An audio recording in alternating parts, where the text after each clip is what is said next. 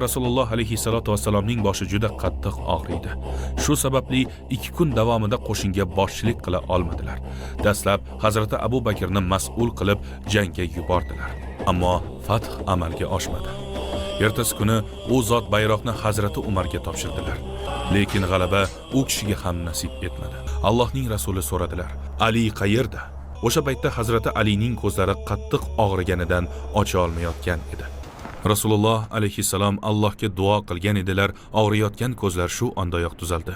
O'sha kundan boshlab Hazrati Ali qaytib ko'z og'rig'ini ko'rmadi.